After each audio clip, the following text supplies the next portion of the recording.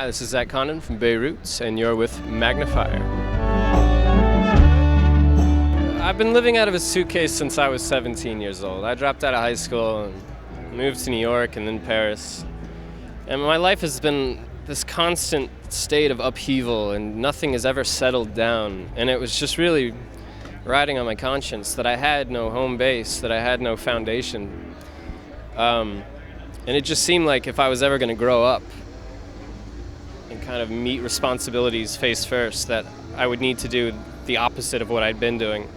And so last year and the year before that was all about settling in, musically and, physically, real life. Bought a house, got a dog, all sorts of things, just settling in. And so logically, the music followed suit. This album was all about, coming home, so to speak. As a youth, full of daydreams and boundless energy, I was on this constant conquest to find music to expose to the kind of indie pop world that hadn't been seen before. And this album was basically me realizing that there's a thread that runs through everything I've done from the age of 15 till now. And it just made so much sense to focus on that instead of any outside influences. East Harlem was a song that I'd started when I was, 15 or 16. I had just moved to New York for the first time to be with my brother, and we were toying around with this melody, and it sat on the shelf for years and years and years. I think it was actually the accordion player who was kind of listening through my old demos and stuff, and he kind of approached me and said, "I think we can make something out of this if we try."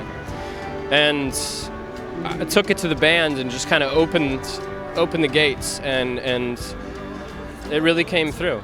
It's funny, the album title isn't very subtle in some ways, because it is. It's basically looking back on the last 5 years of my life since I started doing this as a profession, and my life has been sucked out to sea, and it took a lot for me to realize that it's so simple to just swim sideways, get out of it.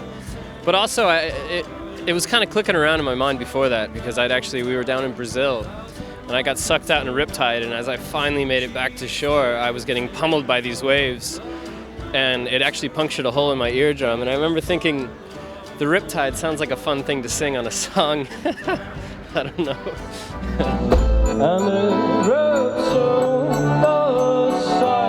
I started out as a trumpet player, so I was in high school, a few jazz bands here and there, just listening to a lot of Clifford Brown and things like that.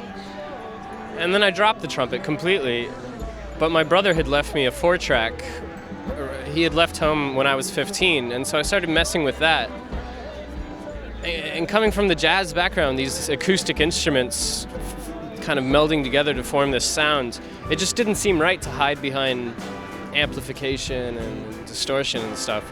So I picked up the only instruments I knew and the ones I had around, which was my grandmother's accordion, a ukulele I'd bought as a joke at the store down the street, and trumpet. And that's where it all started. But the funny thing is, even before that, all I had was a keyboard and a drum machine.